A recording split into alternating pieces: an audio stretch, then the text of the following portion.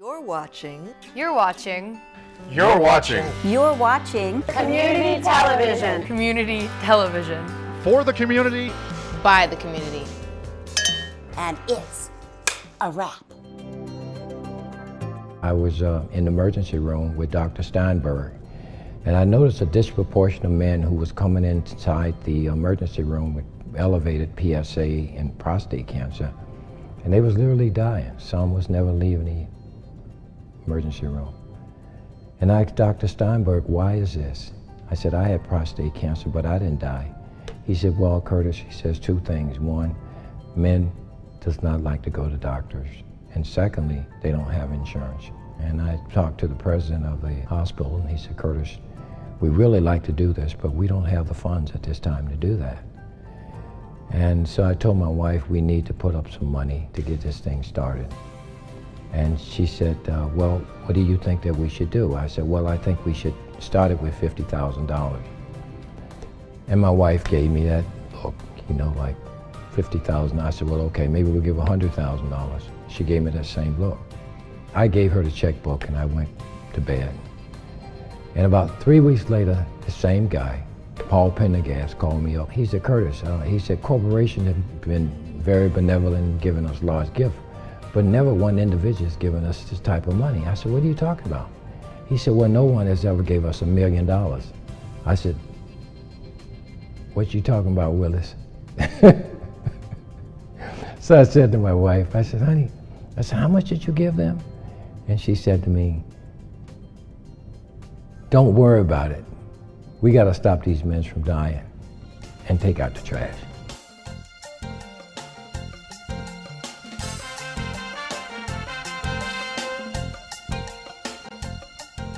Hello and welcome to Shalom Hartford. Today we're going to veer off the natural format of Shalom Hartford. We're going to be speaking to African-American man, originally from Alabama, who is not Jewish. So you might ask why, and that's the story. I'm Pat Kazakoff, you're watching Shalom Hartford.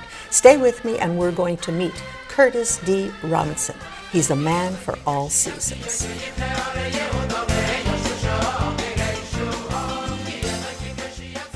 I understand that you came from Alabama in 1958. Yes.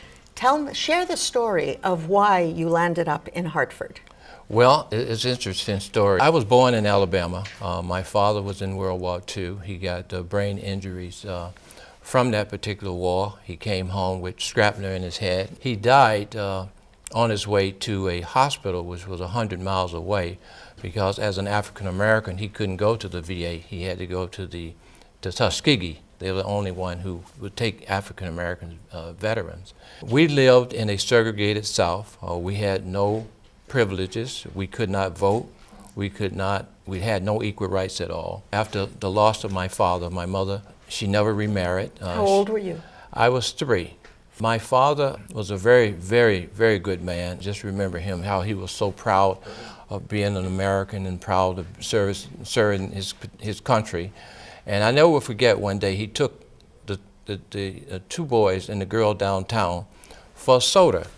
He went inside the drugstore to get a soda, and he used to press his uniform. He used to press it every day, and just the creases in his hat. He was just so proud. And I never will forget when he walked in this drugstore, he came out of this drugstore on his knees.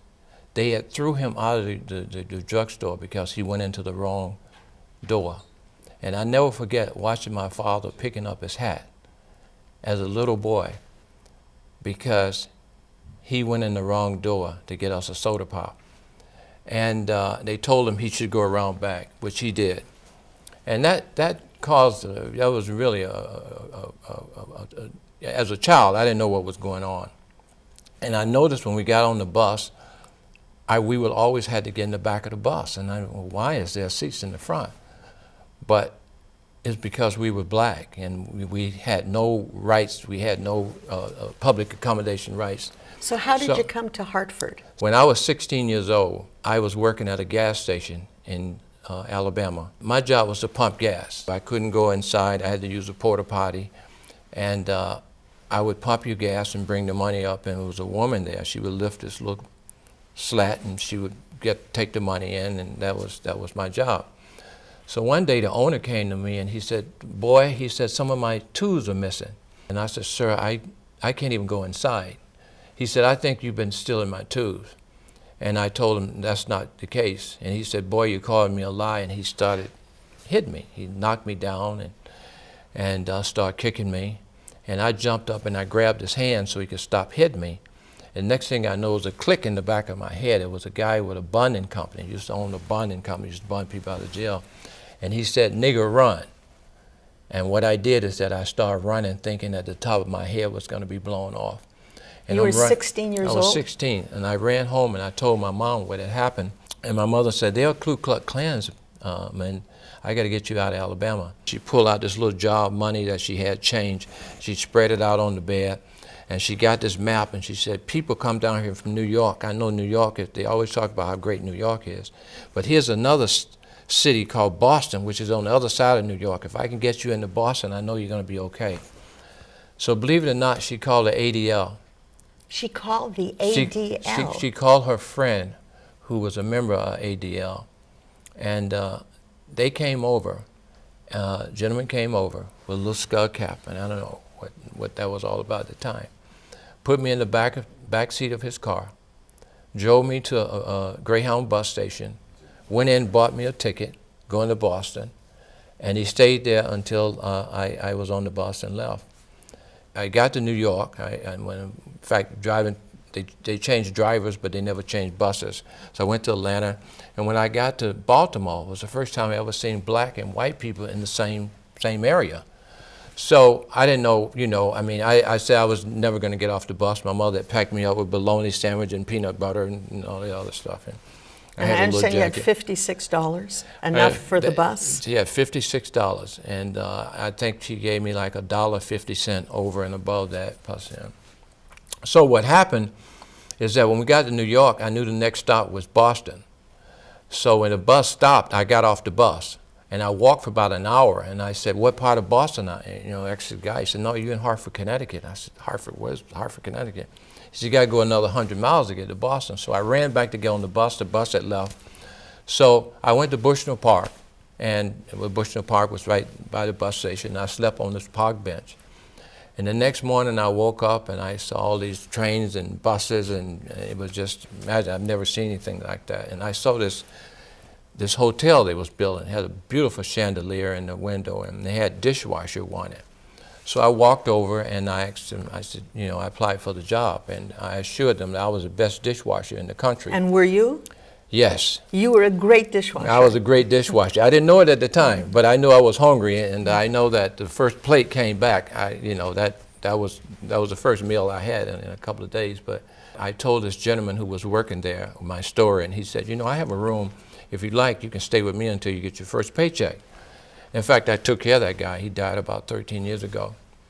Make a long story short, I worked 2 jobs, and when I was 18 years old, I saved $7,500. One job I lived off, the other job I saved, and for those 2 years. So I walked in this little bodega, and the guy said, "Do you know anybody who want to buy a grocery store?" And I said, "No." He said, "Well, you know anybody who got $7,500? We sell in this store. We're going to what they call supermarkets." I said, "Really?" So I bought the store, and 4 guys who was working there, they all said they would stay with me. But after about 4 weeks, they came and said, "Look, I'm 40 years old. I can't justify working for a 16-year-old kid." And they left me. So I had nothing. I didn't know what anything cost. So I sold my car, and because I needed working capital. And then if a stalking was a law at that time, they would have put me in jail, because I went over to the University of Hartford to the business school. And I stalked the professor. I told him I had this grocery store. I didn't know what I was doing. He said, "You have to enroll in here for me to help you." But I came over every day. He said, "Look, I'll stop by."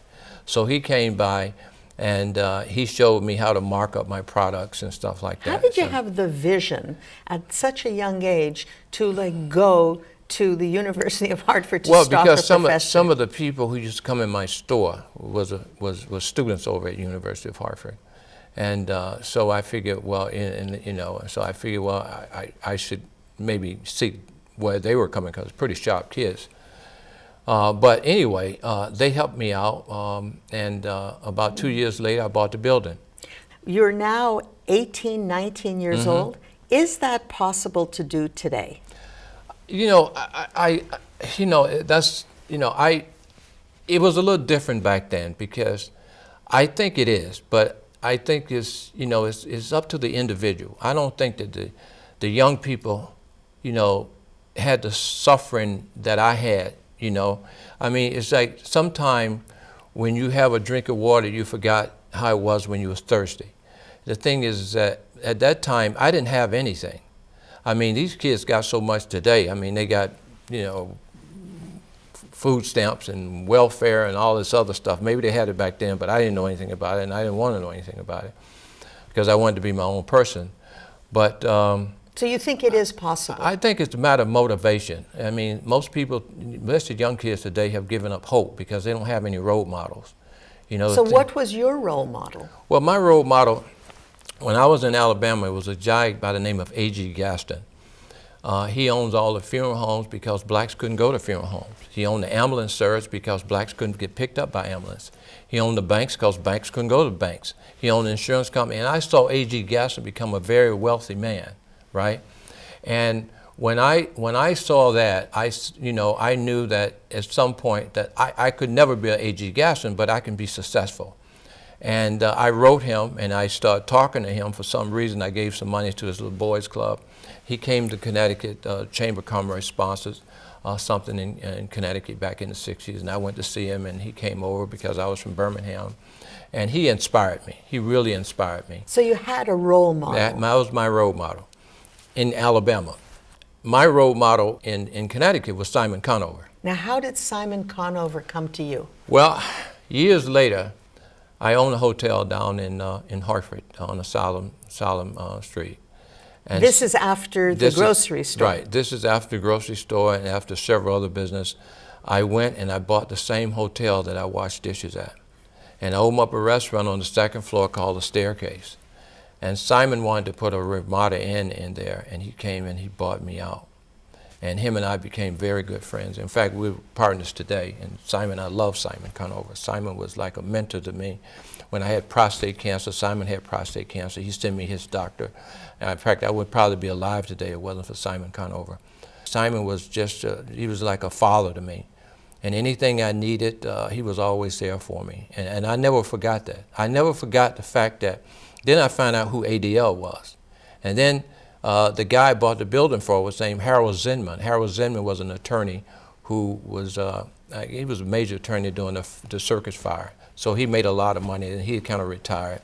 And Simon and Harold took the note back for the grocery store. His family owned the grocery store. So I didn't have to go to the bank, he took it back with him and his family. And then I met Abe Fish and Giles and all those guys. I couldn't borrow money from the bank. And they had the Jewish Oxy at the time, and I went to them and they gave me money. And they owned the pinball machines and the cigarette machines and stuff like that. So I've always had, Jewish people have always been kind to me. They've always, I wouldn't be here if it wasn't for Well, I Jewish noticed people. that you support a lot of Jewish causes. In fact, Yeah. that's sort of the primary reason why you're here on Shalom Hartford, because you do support Jewish causes. Yeah. You support Chabad. Yes. You're supporting the Charter Oak. Yes. You're supporting an entrepreneurial program at the Hebrew High School. Yes. Why? Well, because first thing is the right thing to do. And Why are you supporting Chabad? Well, I like what Chabad does, and I like Rabbi Gupin. When he came here, he worked out of his car. If we don't learn from our past, we will repeat it. And the thing is that, I say this all the time to the kids at the Hebrew High School, you're God's chosen children, and you have to learn, and you have to keep the Jewish faith going, because if you don't, it will repeat itself in terms of all the things. People are so, they're ignorant in terms of knowing Jewish people. I know Jewish people. I know their heart. Jewish people are the most kindest people in the world. They give back. The only way to overcome fear is exposure. At Hebrew High School, we had 50 kids from the Muslim faith and 50 of our kids at the high school to do a woman's house over in New Britain. And I spoke to both of them. I said, look, you guys got so much in common. You know, you guys, you know, I mean, out of all the faiths, the Muslim and the Jews got so much in common. But if you let people separate, people are not separating the Baptist from the Protestant. You got to stop allowing this to happen. You guys get to need to know each other. You're talking a lot about God and about Jews and about faith. How do you see yourself? We just got back from Israel, and my wife and I got baptized in the Jordan River. And the minister asked me, what would I like to say before I was baptized? And I said, I would just ask God to forgive me for my sins and for him to have mercy on my soul. Because at the end of the day, God is not going to ask us how much money or how many cars or whatever we have. He's only going to ask, what did you do with the gift that I gave you? And the thing is that I don't want to have a conversation with God who's saying that when we started the center down at St. Francis Hospital. Why don't you explain the center that you started? Well, I'm on the board of Trinity Health now, but I was on the board of St. Francis Hospital. And I noticed a disproportion of men who was coming in our emergency room with elevated PSAs and prostate cancer. And I had prostate cancer, and as I told you, was And Simon Connell. Yeah, I went to Simon's doctor, and I had insurance. And so I talked to Dr. Steinberg. I said, Doctor, he said, well, Curtis, he said, first thing, men don't like to go to doctors. And secondly, they don't have insurance. And the only time we see them is in the hospital.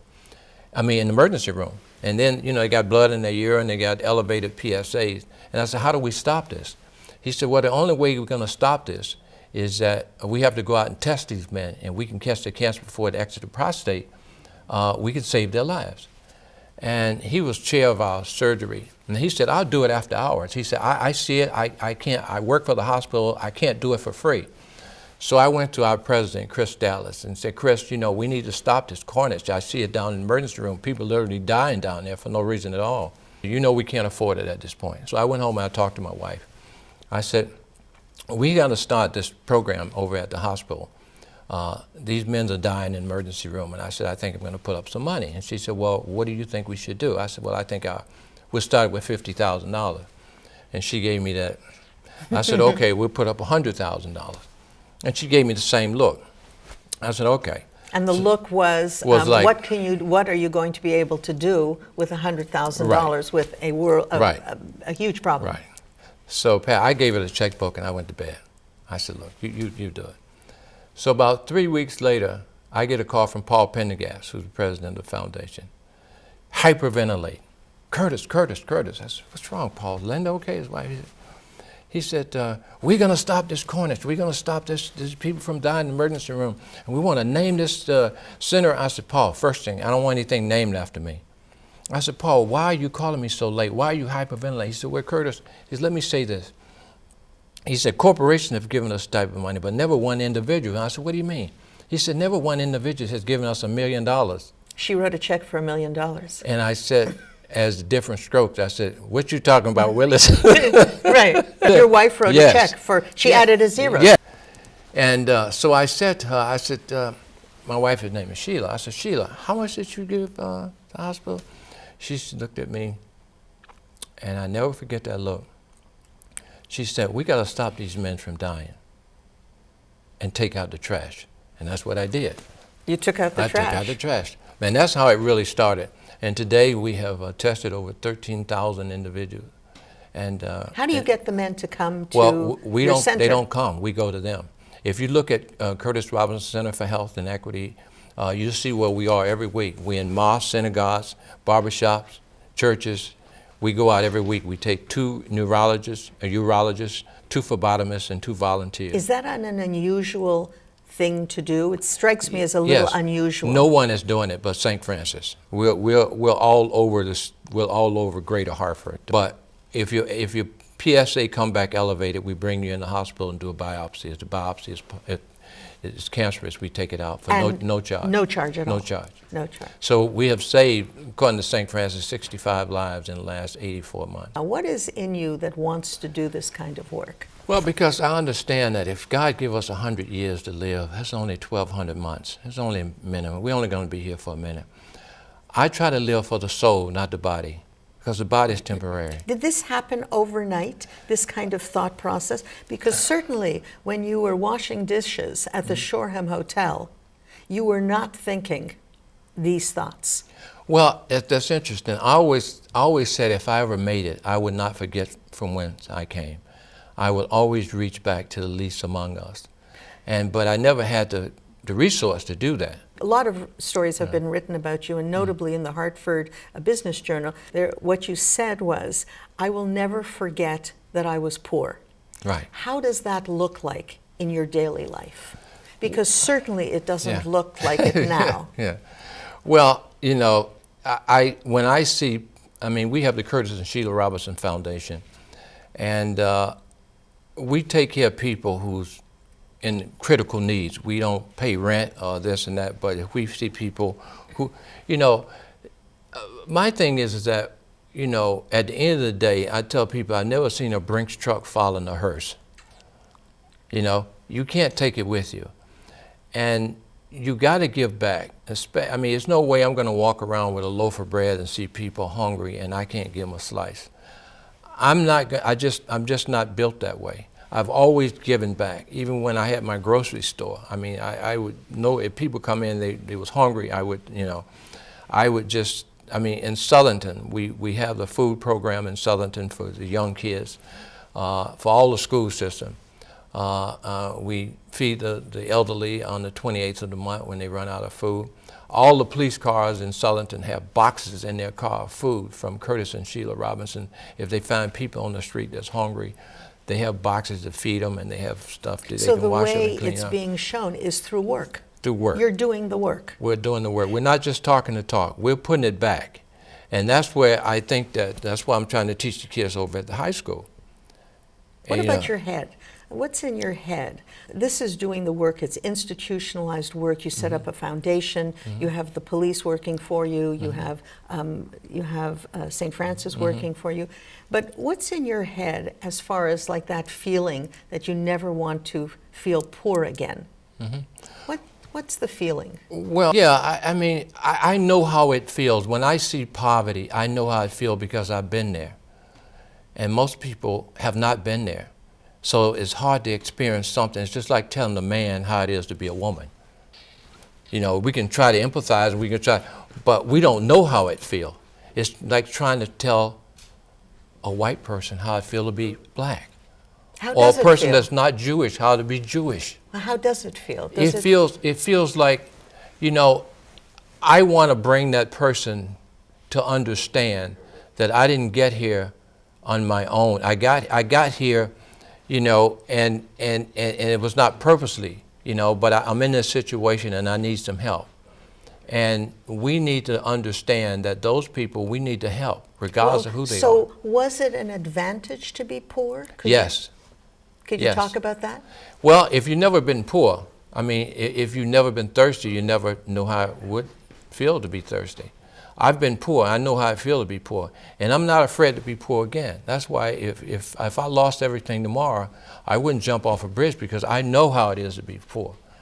But God have given me all these gifts, and I just want to share it. I just want to give it back, God only made two people. He made Adam, he made Eve. There's only one race, and that's the human race. We're all brothers and sisters. We got to start looking out for each other. We got to start loving each other, because at the end of the day, we got to be judged by God, And people say you're living. Every second we're dying. Every second we're dying. Anybody say, "Whew, boy, that was close. I missed that one." No, you're going to die. And someone said, "Well, what if I go all my life believing in God and I die and there is no God?" I said, that's a good question. If you go all your life believing in God and you die and there is no God, you haven't done any harm, because there's nothing God told you to do that was harmful. So you have to believe that there is a God, and you have to do what God wants to do. Now, we make mistakes, we do things, but we have to turn around. We have to love each other. I see so much in this, and I can't save everybody. I thought I could at one time, but I can't save everybody. But I tell you what, whatever I got, I'm going to share it as long as I live. I'm listening to your story. It's a really interesting story. Do you have a book in you? Yes. It's interesting you say that. Candy Carson, Ben Carson's wife, encouraged me to write this book. And I said, Candy, I don't want, she said, Curtis, she gave me a tape. She said, just every day or something. Just.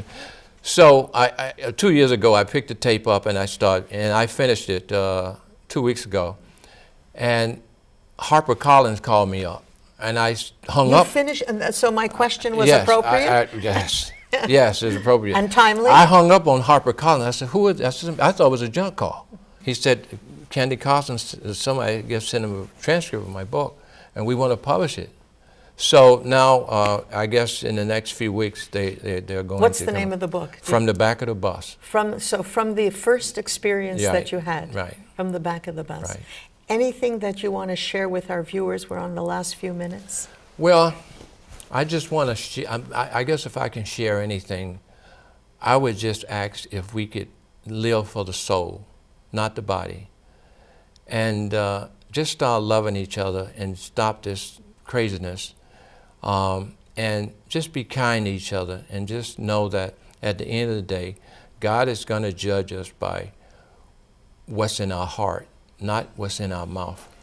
We've been speaking to Curtis D. Robinson, and you hear by the story, he's a mega successful guy, but he still has soul, he still has heart, and he is driven to do these philanthropic gestures, not just for himself, but the entire community. He's helping Jews, he's helping people at St. Francis, he's helping people at soup kitchens. He just wants to help. Thank you, Curtis. Thank you. Thank you.